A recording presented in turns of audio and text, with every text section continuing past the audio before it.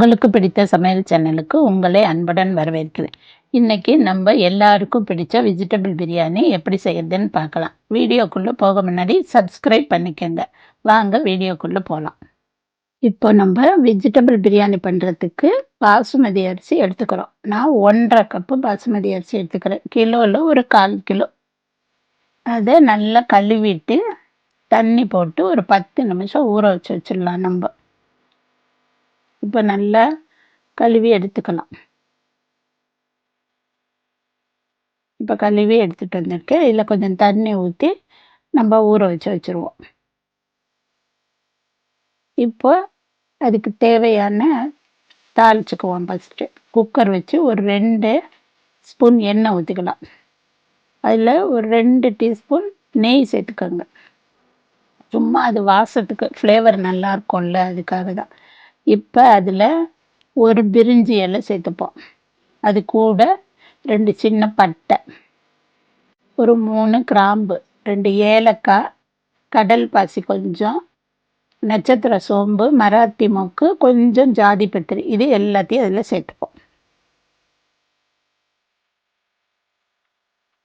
இப்போ அது கூட ஒரு வெங்காயம் வெட்டி வச்சுருக்கேன் பாருங்க.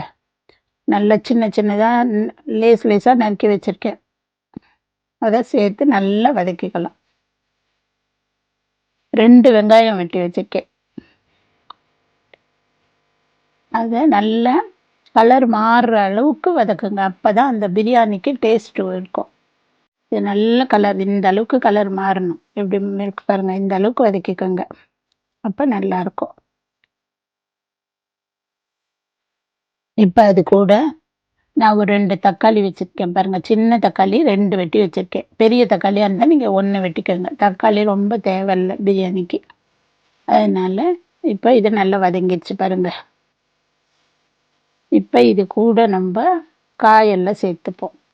நான் குடமிளகா ஒரு 1/2 குடமிளகா வெட்டி வச்சுருக்கேன். அது கூட ஒரு 4-5 பீன்ஸ் கட் பண்ணி வச்சுருக்கேன். அதையும் சேர்த்துக்கலாம். ஒரு கேரட் கட் பண்ணியிருக்கேன், அதுவும் போட்டுக்கிறேன். ஒரு பச்சை மிளகாய் போட்டுக்கலாம். ஒரு பிடி பச்சை பட்டாணி வச்சுருக்கேன், அதையும் சேர்த்துக்கிறேன். இப்போ எல்லாத்தையும் ஒரு வதக்கிக்கலாம் நல்லா.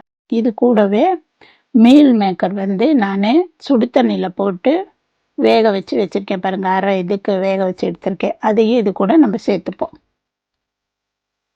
இப்போ இது கூட 1.5 டீஸ்பூன் இஞ்சி பூண்டு பேஸ்ட்டு சேர்த்துக்கலாம். அது எல்லாத்தையும் சேர்த்து நல்லா வதக்கிக்கோங்க. காய் ஒரு 1/2 வேக்காடு வதங்குற அளவுக்கு வதக்கிருந்தீங்கன்னா நல்லாயிருக்கும். அந்த எண்ணெயில் வதங்கும் போது அது டேஸ்ட்டு நல்லாயிருக்கும். அதனால அப்படி வதக்கிக்கோங்க.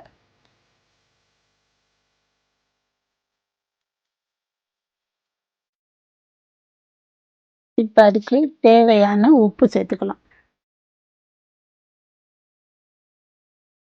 உப்பு சேர்த்து வதக்கணுக்கா கொஞ்சம் இஞ்சி பூண்டுலாம் கீழே ஒட்டாது. காயும் சீக்கிரம் வதங்கிடும். அதனால் இந்த நேரம் சேர்த்துக்கோங்க. இந்த அளவு வதங்கினா போதும் பாருங்கள். நல்லா எல்லாம் பாதி வெந்திருக்கு பாருங்கள் காயெல்லாம். இப்போ நம்ம மசாலா சேர்த்துக்கலாம். 1/2 ஸ்பூன் மஞ்சத்தூள் சேர்த்துக்கேன். 1 டீஸ்பூன் மல்லித்தூள் சேர்த்துக்கேன்.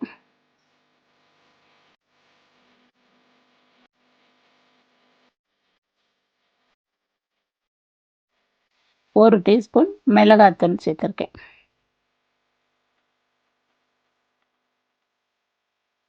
இப்போ 1/2 டீஸ்பூன் கரம் மசாலா சேர்த்துக்கலாம். இப்போ ஒரு 1.5 ஸ்பூன் கிட்ட பிரியாணி மசாலா சேர்த்துப்போம்.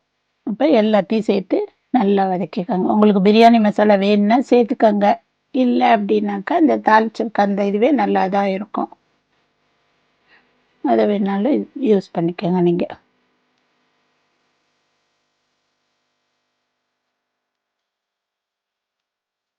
இப்போ எல்லாம் வதங்கினதும் அது கூட ஒரு 1/2 கைப்பிடி கொத்தமல்லி போட்டிருக்கேன். கொத்தமல்லியை விட புதினா கொஞ்சம் அதிகமாக போட்டுக்கோங்க.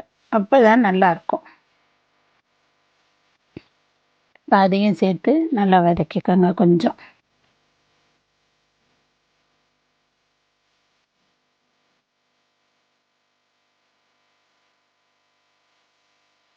இப்போ நான் 1.5 டம்ளர் அரிசி எடுத்து வச்சிருந்தேன் பார்த்தீங்களா, அதுக்கு 3 டம்ளர் தண்ணி சேர்க்குறேன் நான். இது சரியா இருக்கும் எனக்கு.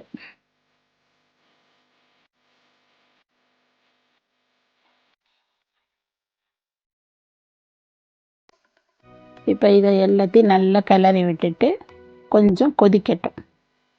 நல்லா இந்த பச்சை ஸ்மெல்லாம் போகிற அளவு கொதிக்குது பாருங்கள். இந்த அளவு கொதிச்சதும் நம்ம ஊற வச்சு வச்சுருந்தேன் பார்த்தீங்களா அரிசி, அதை இதில் இப்போ நம்ம சேர்த்துக்கலாம்.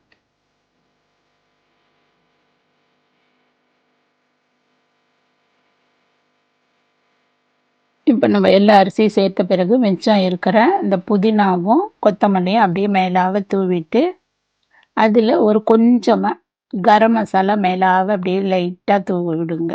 அந்த டேஸ்ட்டு நல்லாயிருக்கும் அப்படியே மேலே இருக்கிறது. அது கூட கொஞ்சம் உப்பு சேர்த்துக்கலாம். லேசாக கொஞ்சம் உப்பு போட்டுக்கோங்க அது மேலேயே. இப்போ ஒரு அரை மூடி எலும்பிச்சம்பழம் அப்படியே பிழிஞ்சு விட்டுக்கோங்க. இதை இப்போ கிளறெல்லாம் வேண்டாம், அப்படியே நம்ம மூடி வச்சிடலாம். இப்போ மூடி நம்மளுக்கு ஒரு ஸ்டீம் வரும்போது போட்டிங்கன்னா ஒரு ஸ்டீம் ஒரு விசில் வந்தால் போதும்.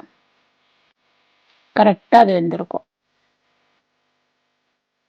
ஏன்னா நம்ம ஊற வச்சு வச்சுருக்கோம், 3 டம்ளர் தண்ணி ஊற்றிருக்கனால இது கரெக்டாக வெந்திருக்கும். குழையெல்லாம் குழையாது. எடுத்து பாருங்கள் எப்படி வெந்திருக்கு பாருங்கள். கரெக்டாக வெந்திருக்கும் சாதம்.